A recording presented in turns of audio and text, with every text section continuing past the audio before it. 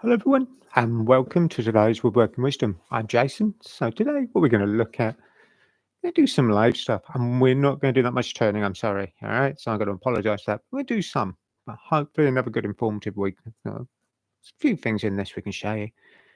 How we put our stuff on our lathe and how we hold it can dictate, it can restrict, can cause all sorts of problems later. Now we all seem to talk about, hey, what chuck have you got? How are you going to grip it? What jaws maybe you need? All those little things can, I suppose, dictate what you're making, jaw size and everything else. We don't seem to think about centres.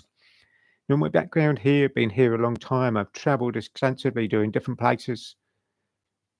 One of the things I'm proud of here, not only we make our chuck 50 yards from where I am now, but all our lathe centres. All right, so those lathe centres are made exactly where I am now, 50 yards away, same place we make the chuck. And we make an extensive range of centres, more than anywhere else that I've found around the world.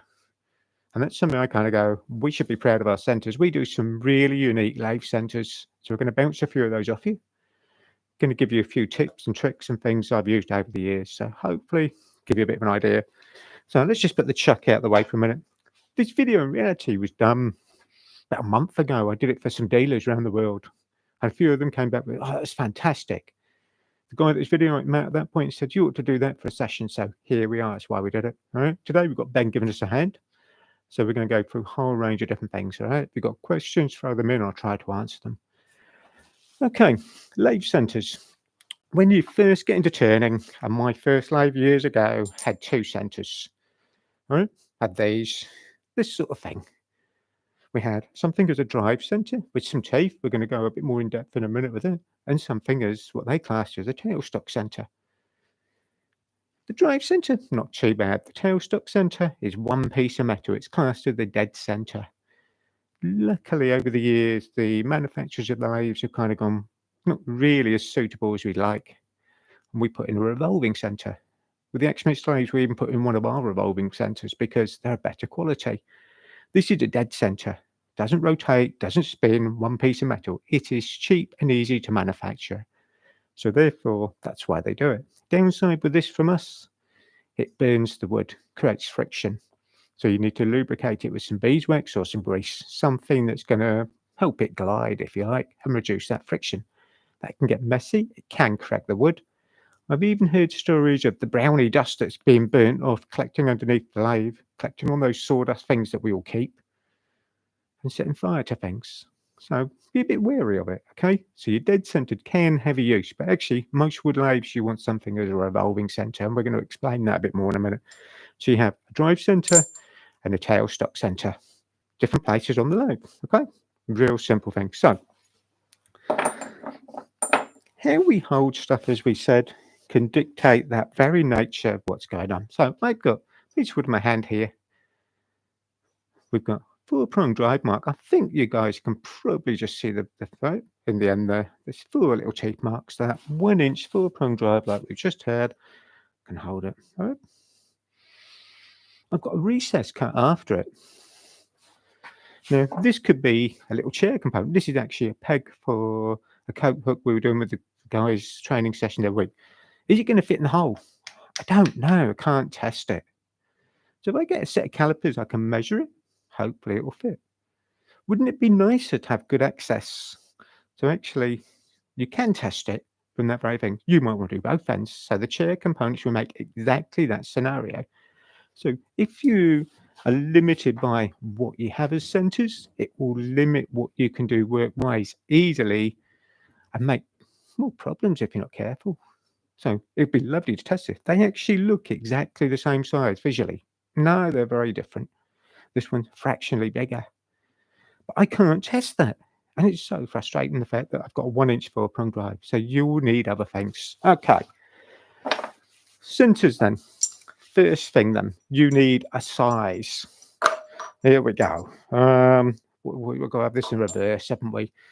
Okay. Now, size-wise, you can forget what we have here. We have this bit.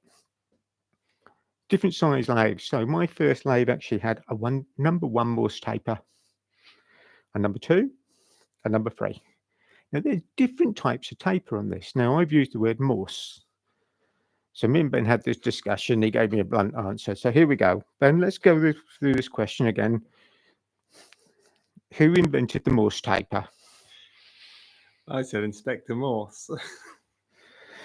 No, and it wasn't Inspector Gadget either. Okay, so it was invented by a Stephen A. Morse in 1864 in Bedford, in Philadelphia, Massachusetts, in the States. All right, even I have to think about that. He was also famous, and this is a question for the guys out there, and you're all going to play now with your Google. I'm going to lose numbers. You're going to drop off and bounce off, aren't you? He was also famous for another thing which he did exactly the same time to fit into his machine stuff. What did he invent? Be interesting to see what he gets answers, okay? So, one Morse taper relates to a length and diameter taper section. Oh, Ben's laughing. He's getting answers coming in already now. Okay. I only want the repeatable ones, Ben. Okay. So, length over diameter. So, number 1 is smaller. 2, 3. They go to number 7 on what he did. All right. There's a Jacobs set of tapers as well, but they go to 27. That's different as a thing. Okay. So 1 to 7 on this. There's even an odd one of 4.5. I can't figure out why we'd have 4.5. Okay. So smaller lathes will have a 1 Morse taper. Most of the lathes on the market are 2. The bigger lathes, so Harrison Graduate, that sort of thing, are 3. All right. The most common thing we sell these days is the 2. We still stock a lot of 1 Morse taper, and we did listen to what some of you guys said a couple of years back about the fact we reduced our stock levels of certain things. They're back there. So everything hoping I'm going to show you this afternoon will be in that. Okay. Now we've got our Morse taper section. Other thing we do, which is a bit weird in here, let's get the 2 on that dead center I had. I'm going to hold it up. In the middle here, can you see this recess? That's reduced in diameter. Why? That reduces the amount of grip, reduces the surface contact. It makes it easier for you to get it in and out of the lathe. That's quite an important part. And people go, you want to reduce? Yes, we want to reduce the amount of grip. The other thing we do is a knockout section on the end. So it has a tapered fit on the bottom here, reduced diameter, and a flange section. So when you use your knockout bar and you tap it out, yes, you can wear that a little bit. You might find it starts to bear over. You want to take a file to clean that edge up, reduce that bear. But that is about something that you can damage without inflicting or damaging your lathe Morse taper as well. Okay, so that can be good. Other weird and wonderful thing I think we're going to do now, and I was going to do it towards the end, I might remind you, if you have, and I'm really bad, grubby hands, all right, damp fingers, this is starting to get little pockets of rust on it. Okay, you can see them, fingertips. Put it in, it'll start to rust together. That little bit of dampness doesn't work, especially at this time of year. We're going into winter, so it can be good to wipe them over with a bit of camellia oil. So I've got the camellia oil in here, and this is just making sure maybe you can get them in and out. Okay, we'll move that up. All right. So literally, that help protect it, stop it rusting within the headstock. Okay. With our Morse taper, I then do things when we go to put it in place. Literally, it is a slide. That's it. You don't hammer it, you don't bash it, you just push it in and out.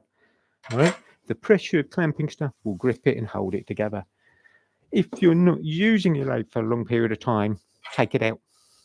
That'll get rid of that rust problem. All right. Likewise with the tailstock. So we've done a little bit of basic stuff, different sizes. Now in here, let's just bring our platform back in. Ben's coming in with his hand now. What have you got, Ben? Come on. So we've got a couple of suggestions of what Mr. Morse. On them. Did. A couple of them are a bit silly, but Morse code. Nope. No. Oh, I thought that was a winner. You were hoping then. Yeah. Mrs. Morse's little boy. What, sorry? You're not going to repeat that, okay? Okay. No? Okay, right. So with our drives then, let's just put them back out of the way. We've got our 1 to 3, okay? Most common wood lathe sizes. Most common thing, and this is going to run through a little bit of what we make, if you like. Oh, put them down. We do a number of 4-prong drives. Now, the most common 4-prong drive is a 1-inch, 25mm or 1-inch. It has 4 teeth, a center point. The teeth can be resharpened. That's one of the most common questions I get when I'm out. You could go with diamond cut, depending on how much damage, and flatten the backs. All right, that'll do that. You could do a little bit off the top. When I first started here, I can remember these being hand milled to create the teeth shape. Now that our CNC lathe, it's really impressive. It'd be something to try and get as a little video and show you. All right, so we get our 1-inch. We also do a number of other sizes, which is quite uncommon. Most people do a 1. So we do, I've got to think now, a 5/8, or no, this is the 3/8, so this is 9.5mm. Again, you've got, right, so if your scale of work comes down, you come smaller. 1 and 2 Morse taper from memory. 5/8, which is 16mm. What class is jumbo center, 1.5 inches. All right, 38mm. So what does that relate to? Different sizes of work. So our little plug we did earlier, we could have driven it possibly with the smaller one. That will be under the stem size. That allows us access to get in there. So just by actually having different sizes of centers will actually allow you to do your work a bit quicker, easier to do. Okay, so we have those different sizes of 4-prong. All right, put them back over on the board. Weird thing, and we get lots of people do this, and I don't always like. We do a specific Morse taper carrier for the gun. I get people where they will drop their 1-inch 4-prong drive through the chuck into the center and hold it in the middle. Okay, I'm always worried you're going to damage the Morse taper section. If you put a mark in it or damage it, score it, it will damage your spindle. Inside, difficult to clean up and get rid of. Any bare mark on here or scratch it, that will reduce grip, or worse still, embed in and the two will grind together, scratch together, and that becomes difficult to get out. So we do what we class as, and I call it as a DC FAC. All right, so this is a 4-prong drive that will fit directly into the chuck. All right, so let's bring it up. It's nothing that special. All right, 1-inch stud, 4 sharpened teeth will fit directly into the middle, project out of the chuck enough so you can get to your work nice and easy. So if you didn't want to take your chuck on and off the lathe, that's a quick and easy way of having a 4-prong drive. Takes up less space, easier to store. Right? So that's a good little option. Right, move the chuck again.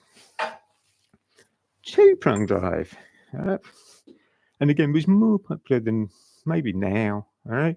When I first started here again, the Morse taper section was machined, the round bit was machined. They would then mill across, come back, then sharpen the teeth, all by hand. We're going on a hand mill. CNC wise, we can sharpen, but the running production wise, we do more 4-prongs than 2-prongs. But why would you have a 2-prong drive? First thing, if the timber is very dense, you've only got the 2 teeth to get in, can be easier. The other major benefit, if the piece of wood isn't square on the end, you can see up here, the 2-prong will sit across that angle. If we go with 4-prong, 1 point will sit, the center will locate, the other 2 not even touching the workpiece due to the angle. What's the problem there? If I actually start the lathe with a 4-prong drive, so let's get the 4, and we've got those 2 teeth in contact, and the other 2 aren't, you run the risk actually the work isn't held safely and securely, it can come off. So the 2-prong drive sat across our angle there. All right, I don't know if we go camera 2 as well, okay? And I can't come in too much, it'll blur, okay? But you can see how that is. Now our block is angled here. That's quite an important part. So the 2-prong can be good for stuff if you haven't cut it very square. Wet wood it will embed into nicely as well. The big jumbo drive we showed you is a fantastic thing for sort of hollow pots. Okay, so Ben's got his hand up. Let's just grab the next 2. Okay, Ben. So Jim's asking what jaws the DC FA. So you'll fit anything that we do. If you went to the pictures on the web, this has got an inch hole in the middle in that diameter. Ideally, it's meant for the C jaws. Okay, But there's other things you can easily use it with. I'm just going to reach down. Let me just unscrew a chuck off the wall. Believe it or not, you can even get it if you wanted to bring that in into the O'Donnell jaws. I could sit it there. I can even sit it up on the lip. I've got to be a little bit more careful there, but it will go in there. So there are options if you think about how it's being held. All right. So that will work. All right. But in reality, this is a straight 25mm diameter stem. So even if you haven't got hard shut and you've got that in the center, that's possibly an option. Let's put the chuck out of the way. Oh, put them down there for a minute. Okay. So we've looked at your 4-prong drive. Now, traditionally, a 4-prong drive will do quite a lot of damage. It marks the workpiece. I'll put one in a minute. We'll have a look. Let's just do. That'd be a good idea. I've got the piece of wood lined up for it. I wanted to try and show. So 2. Move our file about. We want a tailstock center. I'm just going to go with 1 for a minute. All right. We go with our 4-prong drive. Now, if you've got something deliberately hard and you want to push it in, I can do that. Now, the teeth on here are nice and sharp. They will push in. Just checking things are tight. Bring it back. Hopefully seeing what we've got. All right. Not too much of a mark at the moment. Now, traditionally, if I was going to put in our 4-prong drive, Ben, you probably need to go just main camera a minute and then I'll answer you. I hate doing this on the lathe bed. I tap it. Okay. Most important thing with this though, you need to tap it either with a plastic headed hammer. All right. So a quick look on Frey, I think, look, Ben, or a mallet, not your hammer. If you use a hammer, you're going to burr the end over. That's going to cause problems on your lathe headstock. Okay. Back up on the wall. Right, Ben, what have you got? So I've got a good question here from Jay, and I've seen this before. When he uses the live ring center with the 2 Morse taper extension on his robust lathe, I think the tang on the back of the bottoms out. Yes, it's bottoming out, so it's not ripping. We haven't got to yet, and I'm just about to. In reality, it's one of the things on the board. And it's one of those weird questions that would be interesting. And I did wonder if we get it with the dealers. I know from going to the States, things like the robust, the one-ways, they have a 3 Morse taper. The dealers in the States, if we looked at, we might be able to make up a batch of 3 Morse taper stuff. So what the question really relates to the center I've got in my hand here, which is the ring center, my favorite tailstock center. Do you bet we do it in a 2, not a 3? We have to have a sleeve. Problem with having the sleeve, they have a large flange area on here. So therefore, that hits the self-ejection point on the back of the lathe.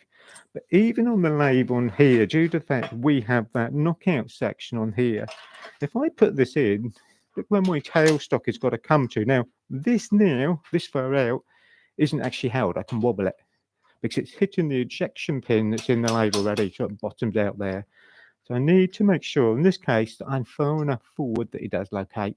So it'll be the same really with the robust, but it'd be interesting to know. I mean, it's something I had mentioned in the past over here with the fact of, do we need to do a batch of 3 Morse taper ones that we could send to the States to do with the dealers for the one-ways? That sort of like, just seeing how that even doesn't quite. That's interesting. I'll have a look at that, all right? But yes, you're kind of, and you lose a bit of drilling length as well, or a bit of hold length, if you like, movement. Okay, so Ben? So would Jay be able to grind that little tang off the back? You could take a bit off the back. You can cut them off. These are hardened. This is more a machine. This is for your pillar drills and stuff. So that you've got your slot in, you can use a wedge. You could cut the back off, go careful. You could probably use your angle grinder with a thin disc, then deburr it all, won't hurt. Okay, so you can shorten it a little bit. Ideally, in my world, I'd love to get 3 Morse taper ones of these done. But all right, but your sleeve at the moment, the option. Okay, he's got his hand up again. Look, let's move that. I'm going to put that back to there a minute. So we got Keith on. He's got a suggestion about what Mr. Stephen A. Morse invented. Was it the twist drill? Twist drill. Got Okay. it. So would you think that in 1864 he invented the first twist drill? Google's reliable for this stuff, you know.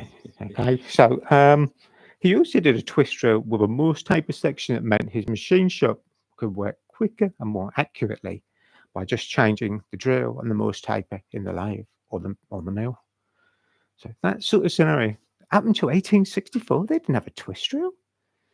Wow, what did they do? Okay. So, And then a question from Ward.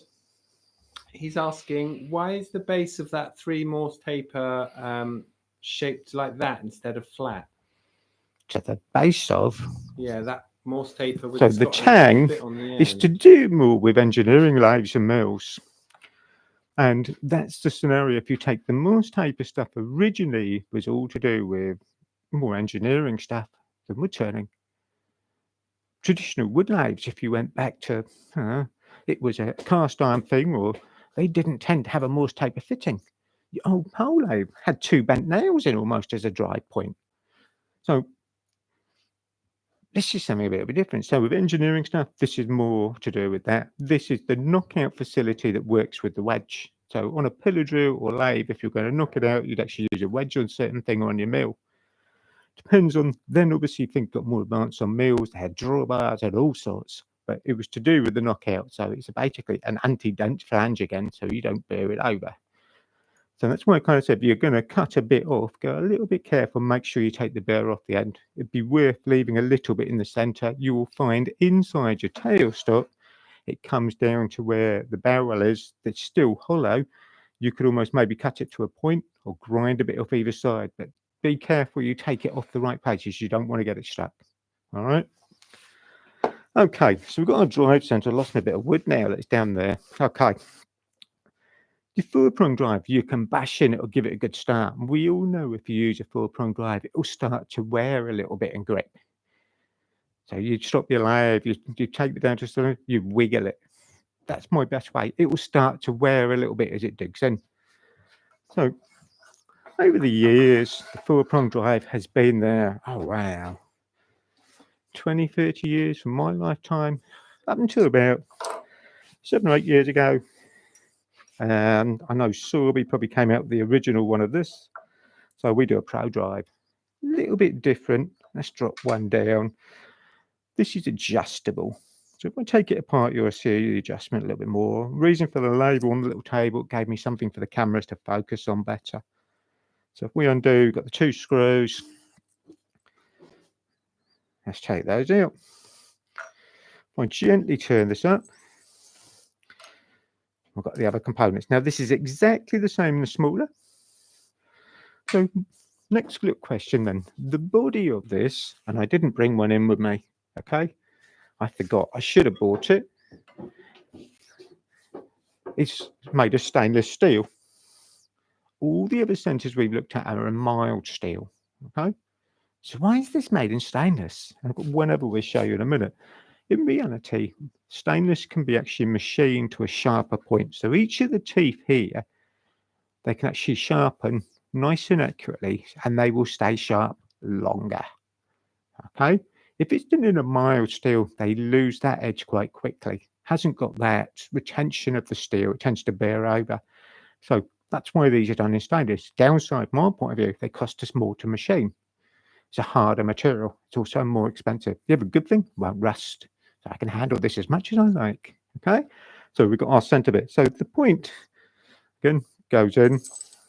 We have a spring that goes in behind, a grub screw, and as we said, there are 2. Now, if I bring this up, at the moment, just touching the spring, I get a bit of pressure. I can easily move it. If I wind it in, get more pressure, I can adjust the tension. That can actually be quite nice to use. I'm right up now. Compact that spring right down. I haven't got a lot of movement now. It's hard for me to nothing. Okay.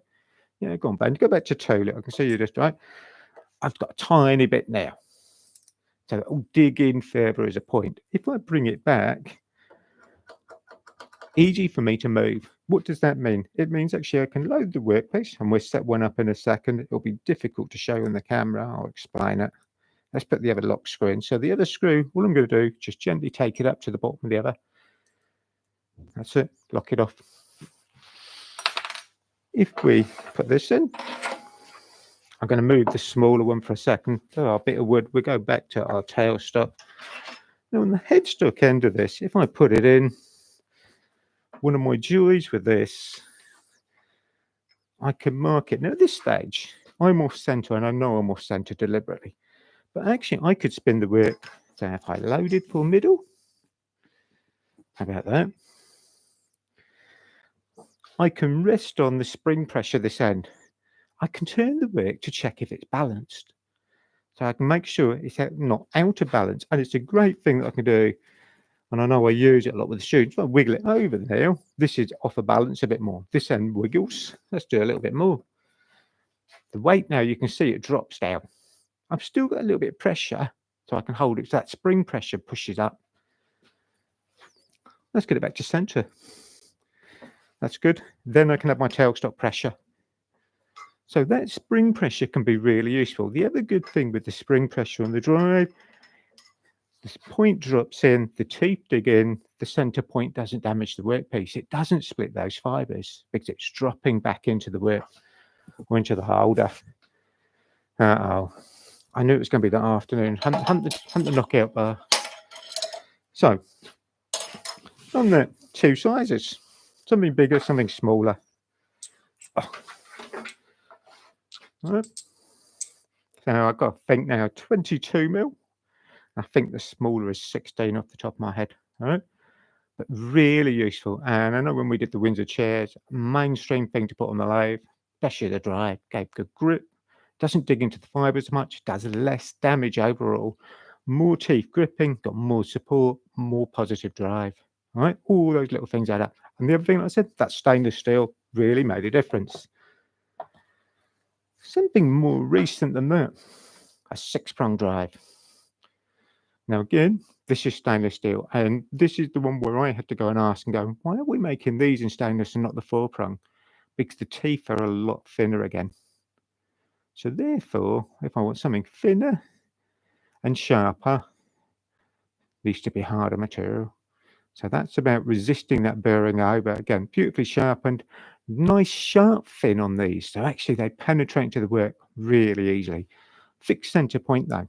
All right, so yes, it will mark the fibers just a little bit. So 6-prong. Okay, Ben. Cliff's asking, what can cause the teeth to slip and create a circle? Not enough tailstock pressure, in simple, okay? And normally I expect, if you think about it, Cliff, and it goes back to what I've just said, when you put something on the lathe, we start to spin it. We knock the corners off. That's creating resistance at the chisel hitting the corner. That'll start to mark on the, if you like, the drive. So it'll twist it a little bit. Right, we will show something in a minute and have a go. Right, so that beds in. Now, normally I would rough a piece of work down, stop the lathe and wiggle it, especially with 4-prong drive. Well, it's the same in reality with the teeth. You want to make sure you've got a little bit of pressure in the tailstock. I'll wind up. We'll do that in a sec. Give you that scope and make sure how you just double check. Things we've regularly done, but it'll be good to show you. Okay. So let's set that up. Let's just move our table. Right, so something as simple as 4-prong drive. I'll put what I've got in my hand back on the board. So Cliff said about, let's see if we can do it with the Pro then. Put it on. Bring that up. Now, then just go back to main shot for me. Sorry, all right? Other thing, and this is with the years of experience of teaching, how people approach the lathe, what they do. First thing, I've checked the lathe lines up, headstock, tailstock, especially if I'm going to do anything where I'm drilling. So I had to do a drilling operation before we came on, so done. This head I can move, so I've made sure the headstock is locked down. This is the other scenario thing I get a lot of when we're teaching, where, okay, that's my center, I line that up. They bring the tailstock, they push, bring the handle. What you're actually now doing is lifting the tailstock up because you're pushing from the base into the workpiece. and as you push, it will lift the front. Got to lock it down. All right. Wrong thing to do. Yes, it will clamp it down a little bit, but also it's still sat in the air. You start the lathe, chances are this is going to move a little bit. Not a lot, but it'll give a little bit because it's tilted. All right. Better way of setting this up. Bring it up. I'm stopped short. Look up. Bring that into play. Now here, I'm testing there what's happening. How much play? That's not bad there. Okay. So we've got grip. Now on here, a little bit wiggle, you can hear it. Now tailstock handle, less than half a turn. No noise now, that's better. We want to rest. Now, real simple thing. Now, next thing with this, and this is really going back to Cliff's question, what will make it catch, if you like, a little bit? If I'm too high with my handle, I want to be lower. Just the bubble, come up. If I'm high, there's more drag. All right. Okay, so spin. So deliberately brought my handle up quite high. I'm now getting a circle. Okay, so there's more resistance from how I'm approaching the cut. Back in, get to there. I'm going to come down a little bit. Come along. Okay.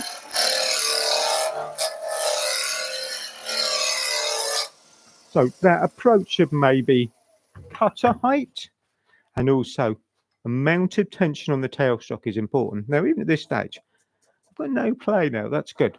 If I get any rock, now this will still grip where I am. I've just slackened the tailstock off less than half a turn. I can still make it cut.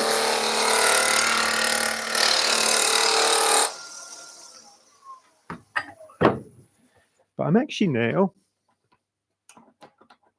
can you hear that? It's loose now, okay? And I haven't touched anything. So now let's undo the tailstock. All right? And yes, you will get that spin. So some of it's about your pressure on the tailstock handle.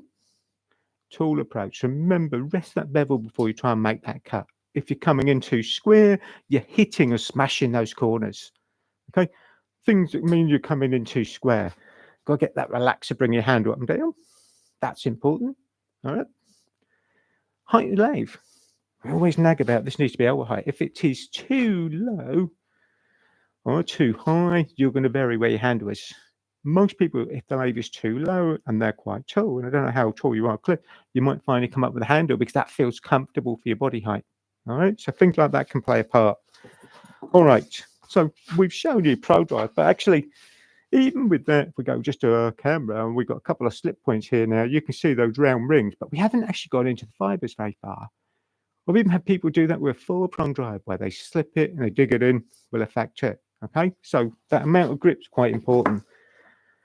Okay, Pro Drive, done. Right, so stainless steel will work nicely. We've said about our 6-prong drive, we're working around our board here. My favourite centre. That's bad.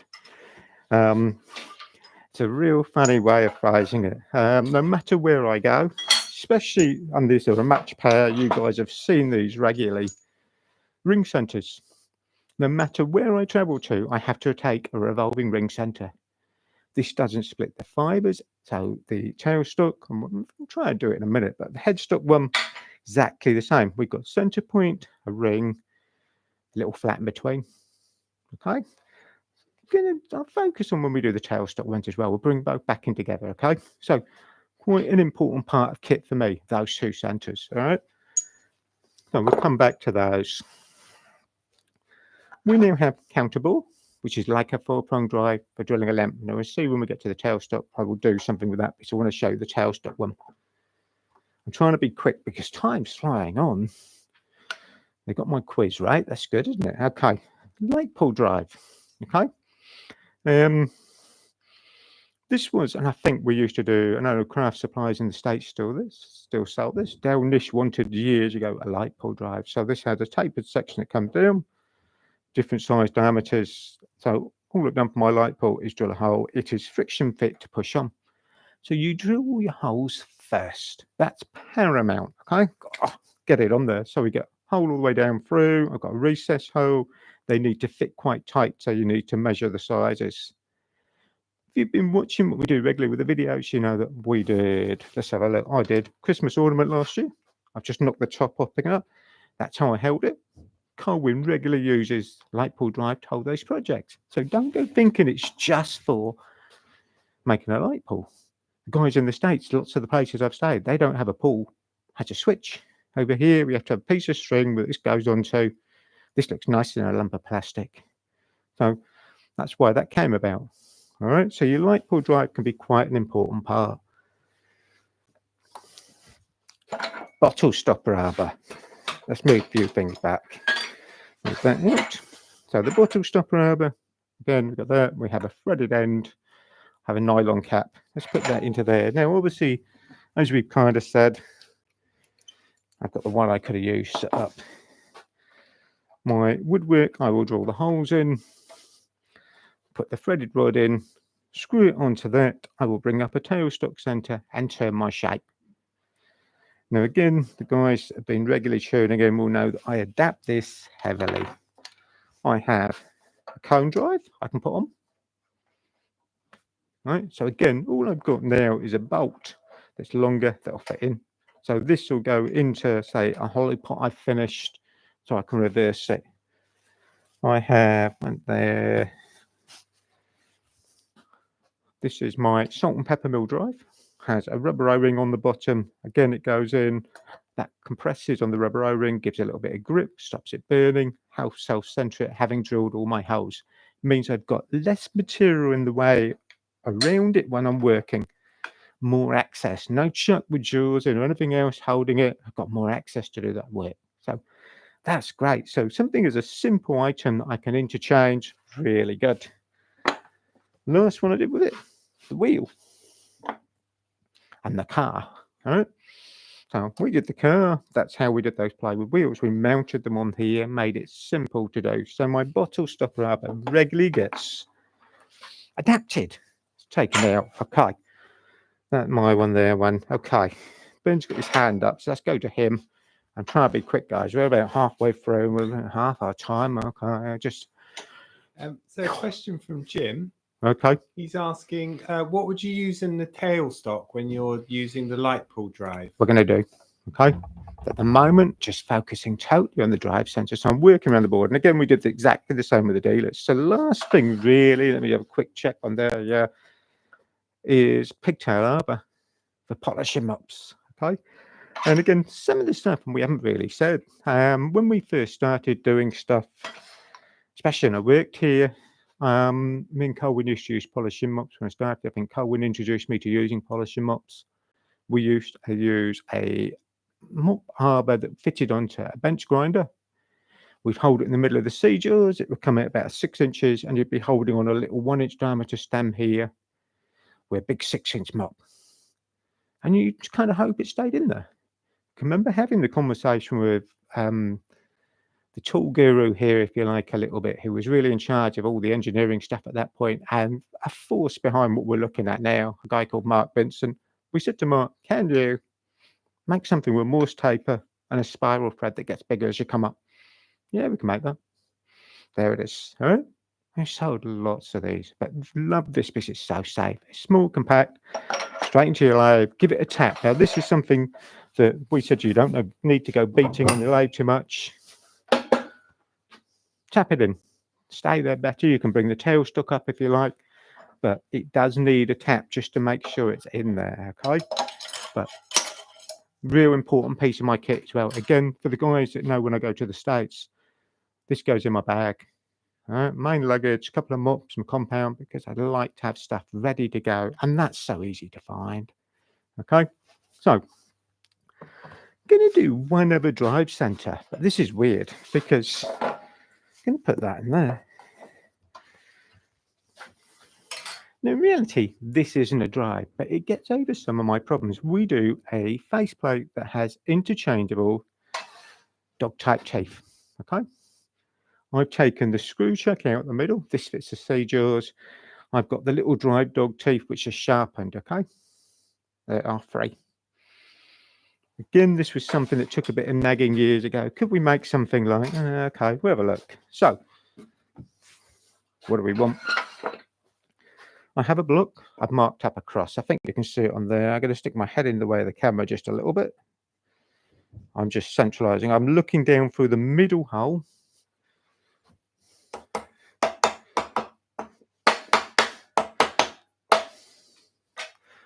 Okay, we want tailstock center, so we have favourite one for a minute, and then I need to come back.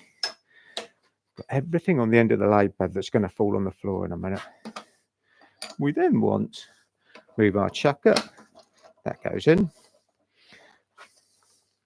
Now this I use a lot if I'm doing things like hollow pots. I don't want to put 3 screws in with a faceplate.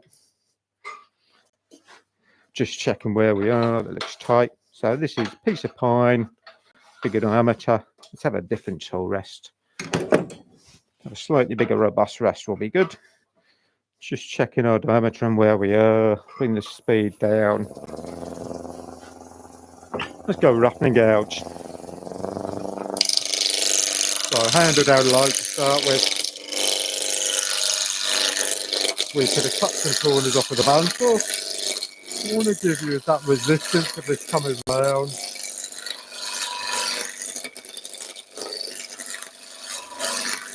We're winning.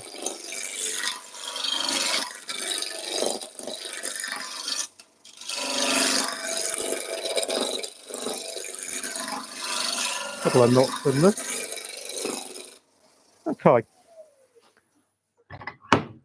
So we can use this especially on bigger work. I've used it a lot with log material, wet wood. The joy with this, that's all we got as an indent mark. 3 little cheap marks. You're going to lose that in the shaping probably of the top of your pot. A drive centre don't always find to get as much grip. That seems to provide a better grip than a 4-prong drive, and it's bigger diameter. So depending on the size of what you're doing, that can be a godsend.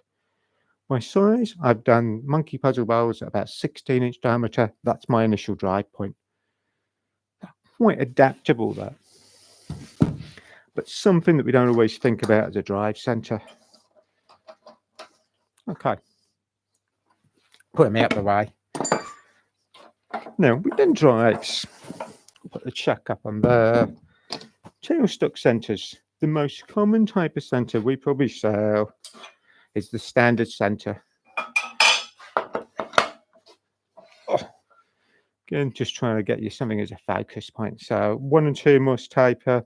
This has a 60-degree point from memory. Okay, it'll work. Now, one of the guys you said about that light pole drive, 60-degree centre, line up with that hole. So it's small enough to go right into the middle there. That's quite a good one to work with, right? So our 60-degree centre can be good if you haven't got to worry about how much damage maybe you'll do to the end. Let's go back to our big block of pine we just used. This will show it nicely. I'll turn it round. We'll go with tailstock end, headstock. I can bring that up. So our 60-degree centre will easily penetrate into the wood fibres, right, which is what you want it to do. So this scenario, let's have a quick look. You've got good recess point, depth hole. If it goes in further, it's securing it a bit better. More into the wood, less light to come off. And that's important that you've got it in deep enough and everything is tight. All right.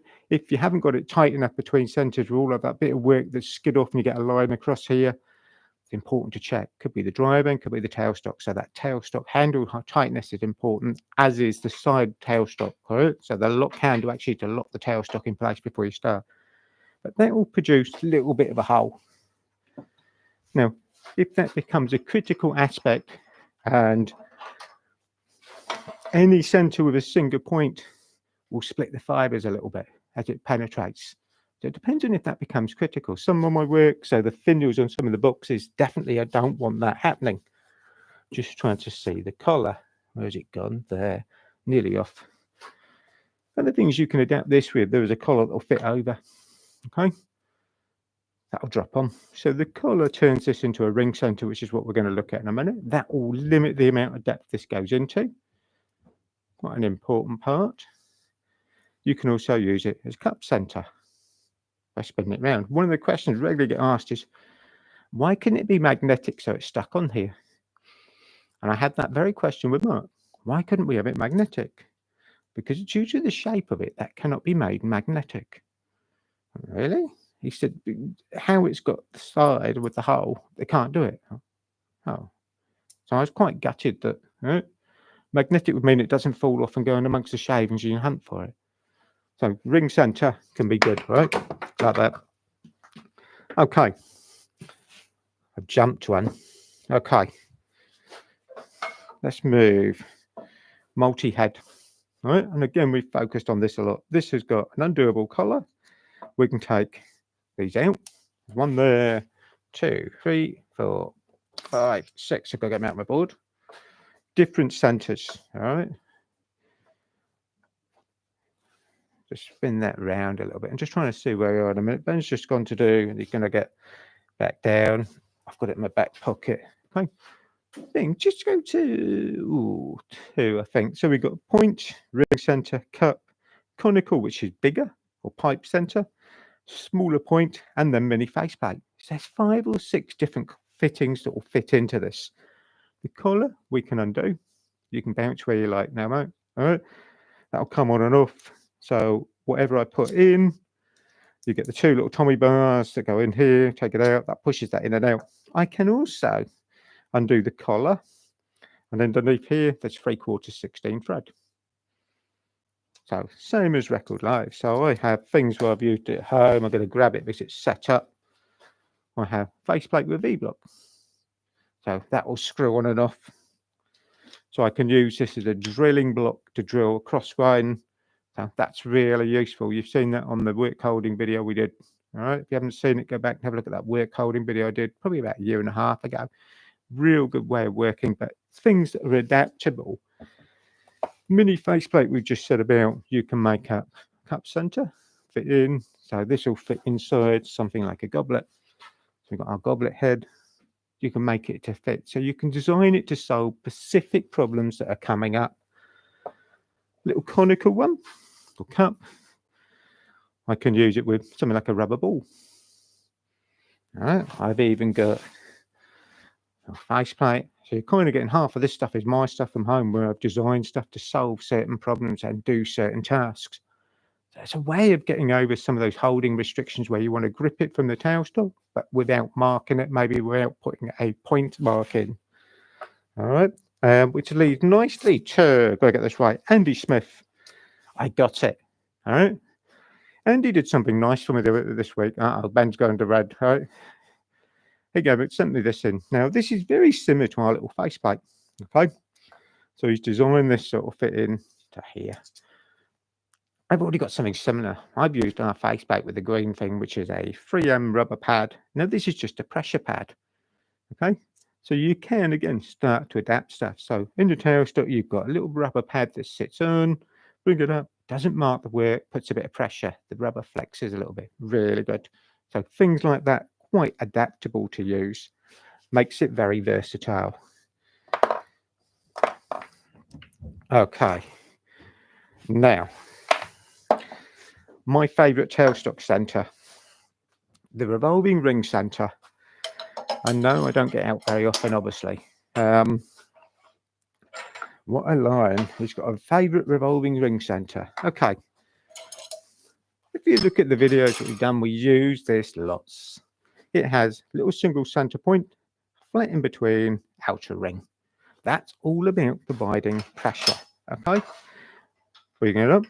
It is exactly the same shape as the ring drive that's on the board somewhere over here. Okay, found it.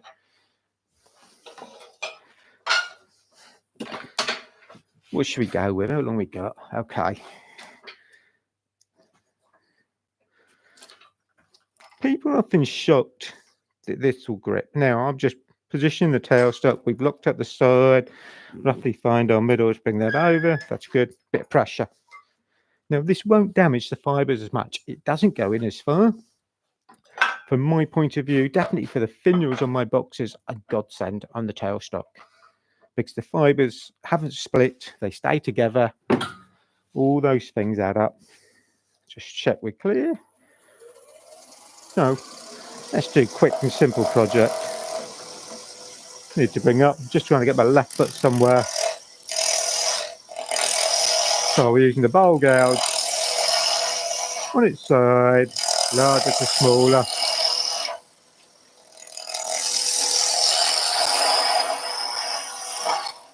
Now this is all about providing good grip without damaging the fibres. Just slow the pace down around here. Better, one more.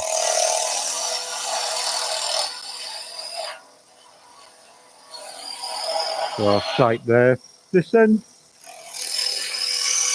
can work towards it now. I start to get my gouge wrong, so my flute now is facing 2 o'clock. I should be facing over here. But for the guys that were new to turning, acts like a clutch. I can add a little bit of tightness to the handle. Let's bring this round. So now I turn my flute over, so I'm 10 o'clock. That shape. I want a bit more out here. So my gouge flute is always facing, if you like, away from the cut.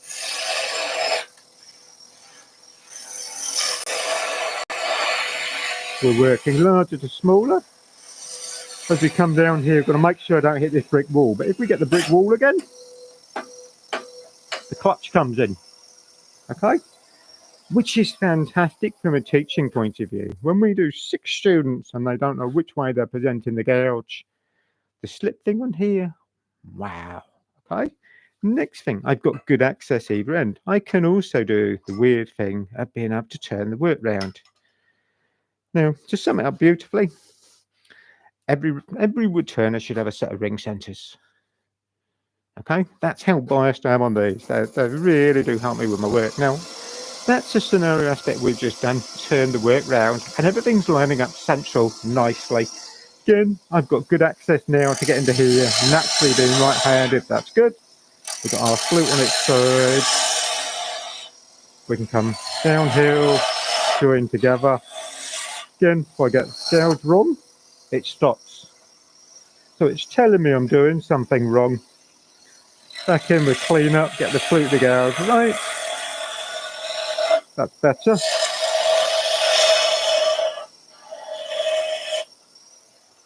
Okay. So major thing with this, you've seen the clutch. It slips if I need it to, if I get things wrong. We haven't split the fibres on here. Now I've got to go out. If we were working with a normal single point centre, you've got the risk it will split those fibres. The ring centre has small tip, that flat, all provides pressure. Also means I can turn them round, work either end. That's a, oh wow, gives me so much more access. Other things I've used ring centres for, you've seen me regularly do, something like the little balls, solitaire ball. Why? I've got good access either side to get down as far as I can between centres quickly and easily. So those ring centres really do work. Okay. Well, I've got to reset now. What have you got? So we've got a question from Dancers with Aardvarks. He's asking, is there a super short centre that when you don't have quite enough distance between centres? I have that scenario problem occasionally. Nothing, I mean, maybe that's something we need to look at. I mean, we haven't said actually with our tailstock centres. On here, and I ought to have got one where I've got it in components. Underneath the shell here that you're looking at, there is a bearing, a spacer, and a bearing. So by adding the spacer in between, it transfers or increases the width of the pressure point, makes it more stable. If we just had a single bearing, it wouldn't be as stable. They don't last as well. If we have 2 bearings together, not as good. Having the spacer in between helps that pressure point. All right, so actually they last longer. The downside, it makes everything a bit longer. And yeah, it'd be nice to have a really short tailstock center. So I can see the idea there. Well, I think we'll have a chat about that. I think with Mark. All right. And then Andy's just come on, who sent you the center. He said he's pleased you got the center. So, sorry, the what on center? So Andy, who sent you the Yeah, center. yeah. So his little black thing. Sorry, Andy. I did get it. It's here, and I've got one that we're using here. A bit. Look, with so on there. Look, mate. All right, Ben's just gonna. All right. So your black one did arrive. Okay. I've got one that we've used for a while, and we looked at it. Uses our little Faceplate. Yeah, exactly the same thing. And it's nice to know that people are starting to adapt stuff and use it for different purposes. Just because you buy it with a little Faceplate, can you use it for different things? Yeah, sure. Okay. Some of it, and it's where I'm quite good at that problem solving thing. How to use different things. Okay. Revolving Pro Drive thing. All right. So this is like the Pro Drive that we looked at. This is the live version. So this spins. Okay. Made a little bit differently. We've still got that spring loaded tip. Exactly the same. So you can get your Allen key down inside. You can undo. Why do I say it's made differently? Again, it's stainless steel, but the body on this, if you look at it, comes up round and the bearings are set in from the front, not behind. All right, so actually the pressure's going that way, which is really good. Again, stainless steel, no rust problems. All right, lots of little teeth.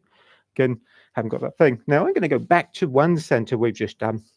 And it's just me thinking of, okay, we go back to those ring centers, the little car body. This was the original there. Okay, bring it in. Right, so you can see, which we practice things a little bit before we get going. I think you can see the little points on here. So what I've done when I mark this out, we've got a center of the block, and I marked out the position for the 3 points that I wanted to be, so I get it off center, so I can create that oval shape on the lathe. If I went with any other center, 4-prong drive or anything, first of all, they're a lot bigger, they're going to overhang either side. So that ring center was good for this, that first of all, it didn't damage the fibers too much. It gave me an easy, quick and repeatable aspect of setting up on the lathe on the 3 locations. Likewise, we've got one on the back. I think from memory, I had 3 at the time. I need to go back and watch the video. Okay, but that ring center was really good for that. So we've done Pro. Ooh, tailstock one. Okay, so long hole bore ring setup. This is really good. Not just put it into the tailstock. I was going to have a go, but we're getting a bit short on. And I know we've done some lamp drilling videos. This, when we made it, was so different. It was game changing at the time because it allows us to pass, obviously, our auger down through here. If I left it in place and I can get it things through, be better with the wood in. The auger will come down through. I'm going to give us a bit more lamp on the auger. I'll do our collet handle. You can see the drill bit will come through. Okay, the 3 holes in the side here act as, best way I can describe it, it's almost like a Catherine wheel effect. It would throw the sawdust out. Run it at slow speed, 450, 500 RPM maximum. The drill bit is very quick drilling, so it will bring the swarf back quickly. If you've got the lathe running too quick, it wants to keep cutting. It will pull the drill in, but it won't clear it quick enough. So the 3 holes do allow you to clear it, but keep that speed lower. Now, the major thing about those 3 holes, it means that the auger every time hasn't got to come all the way back out the back of the tailstock to bring the waste out. Also means you don't bung up the tailstock as much with the waste. So that was something really different, and that is totally unique. I don't know anyone else that does that as a project or an item at the moment. Okay, we can also, and we want to keep it. Okay, our center tips, they will go in, so you can use it as a standard tailstock center. Those little points, they will extend. You've got a longer one, we've got a shorter one. I'm just trying to get out on my board. There it is. Now that drops it right down to a normal tailstock center. Okay, so you can use it as a normal center. Nearly there. Right, back out with that. Hopefully lots of info on this are just different sizes. Now this is maybe going back to that question we just had about the smaller sizes. Get smaller diameter and it's slightly smaller in length is mini live. So I'm trying to put these two together. The camera angle is not really going to help you. I'll bring it to there, but it's not a lot difference in length. The diameter is different. Okay, so this is 20 mil. These I think are 38 from the top of my head. All right, so a lot smaller diameter, which again allows more access around it when working. Be nice to have it something, like you say, a bit squatter maybe at some point. All right, so mini lathe does do similar thing. Definitely good for smaller lathes. All right, steeper nose cone as well. So again, that's pushing more pressure, not penetrating those fibers as much. Okay, heavy duty one. All right, and I'm sorry we're kind of kicking through these. There's lots of different centers. Heavy duty, this again is made stainless steel. The body is one piece and the bearings are set in from the front. Has two types of bearing. It has a rotation and a force bearing on the front. All right, a conical bearing, I think is the correct terminology. There is the two little holes in here, so the front disc actually screws this all together to locate it. We have a ring center in underneath. You have your 3/4 16 thread. I've just got to get the spanner or I'm going to struggle to do it up. You then can have your nose cone that will fit on. Okay. So we've got single point, stainless steel tip, alloy back. Now let's just get the alloy section, because what people don't understand with this, which is lovely, we can undo the screw. There is different tips that will fit in this. So that's why that nose cone is a different color. We have little cup center. These are threaded on the back. We have the standard or a different point and a ring center tip. Okay, hoping if I bring my hand up gently, you can see those. So nice fine tip to go in. Ring center, which from memory is the same size as the ring drive we do. All right, so that will work with the ring drive.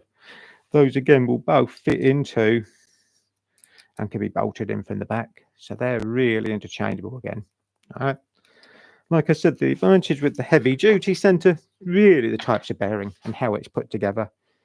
Everything's designed to be pushing back onto, so quite elaborate as a thing.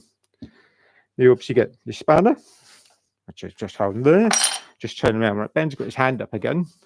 How are we doing, Ben? What you got? A question from Cliff. He's asking, do the bearings need any maintenance? As in what, interchangeable or? So like, do you need to do anything to keep the bearings good? Right, okay, so I know where he's heading now, Cliff. It's okay. All the bearings are sealed for life, okay? From memory, most of the bearings in the centers will be a metal seal, which is designed to keep the dust out, not a plastic seal, okay? So they should be wear resistant for that. With them being a seal for life bearing, if they do go, yes, you can change them. Then you can take them out, swap them over, okay? But basically, they're a seal for life bearing. No grease, no oil. Don't go flooding them with WD-40 because actually that will rinse the grease out that's inside them and lubricate it down. So try and leave them as they are, right? But they are basically a lifetime type, all right? So once the bearings do go, they overheat, you've got to make sure they keep spinning as well. I mean, if you manage to catch something that doesn't, I've had that problem where you can overheat them. So go careful on that. Last one really going round. This is one of Ben's favourites. Right? Pen making stuff, okay? Up until years ago, we used to have the mandrels with a little bit in the end here, and you'd use your standard revolving center, which is on the board over there, and put it in the end. Downside, it used to chew the end of these up, really mark them. I mean, Ben sat here nodding. The other thing with that is you also had a lot of bar section out to your hold point, which you might only have a short pen. You're also putting pressure directly onto the end of the bar, which causes it to flex because you're winding the tailstock up. That caused the bar to bend. Well, we had discussions regularly about what could we try and do that was better. Have a tailstock center with a hole in it. So simple. So it'll come all the way up and down the bar. That also means you can actually clamp directly onto your pen bushings, which are gripping the workpiece, not onto the end of the bar. So you've nothing to screw up on the end. You're actually putting pressure on the work. That's more positive. Okay. Like I said, shorter section out, less wobble and vibration. So really good for that. Now, I know we've looked at before with this. Got to be careful on this. Blow some dust off. Can't remember what I've got in here. I haven't been in there for a few days. Look, right, okay. I have my funny finial. Okay. These electrical type fittings I've mentioned before, we can put in, we can use them as little safeguards. So something on my finial I can have that little bit of plastic, fits into a hole. I could even make wooden ones to fit. So I started adapting things. Other thing that I found worked nicely with this, small rubber O-ring. Okay, hoping if I grab two, I'll put both on. You can see them on there now. All right. Even that will work as a resistance point as it's pushing up. But I've got to look at my diameter. So it's come down to that one's better. That'll grip. Right, but I can use that hole. If you're not putting too much pressure off the tailstock, there's nothing to stop me just literally using the hole. It's got a little bit of a chamfered edge on the front, which is fantastic. It's not going to mark it. But just because it's designed for a pen mandrel doesn't mean you can't use it for anything. We sell it from memory in a number of ways. I think we sell it with the pen kit as a standard thing all the way through. So you get your mandrel, your bar, put it on. If you've already got a mandrel and your bar, you could just have that and add it onto what you have. So that will fit over. From memory, this is a standard 7mm bar. So the brass tubes that go into this are 7mm. So this would be 6.52 or something. All right, we could probably, apart from the vernier's gone again. All right, but if you needed to know, let me know and I'll have a check. All right, but you can see the idea. You could easily add that on. So hopefully we've been round the board of our centres. I'm sorry, it's like a whirlwind tour around the world. It would be simple if we just had 5 or 6, wouldn't it? Got lots of different centres, some very, very unique things there. The pen mandrel thing, long hole boring stuff, the ring centres. And I wasn't joking. Every single woodturner should have a set of ring centres. They're such a unique way of type of gripping. Doesn't dent the fibres, doesn't split it, provides good grip, but it tells you if you're doing something wrong. If you're becoming too heavy-handed, all those little things add up to doing what you want to do as that job. Hope you've enjoyed. Had some good questions. You got the drill bit right. Okay, so that was something I didn't know until this morning. I really had to do a little bit of research. I was a bit shocked when Ben said Inspector Morse. There we go. Okay, he knew it was wrong when he laughed at me. He said it. He's like, okay, so if you enjoyed, subscribe, give us a thumbs up. Be nice to see this. It's nice to know we're doing a good job with these. All right, like I said, a bit more informative this one. Not so much turning, but sharing you lots of different things that are there. Get you to think about the size of those centres. Will reflect on what you're making.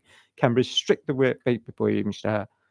We will see you next week. Now, what day are we on now? Is it Tuesday still? Okay, so Thursday. That's another video. Good video on Thursday. There's a mortise and tenon joint with Sean. So that's a nice informative one. All right, all hand cut. So we'll see you for more woodworking wisdom. Bye then.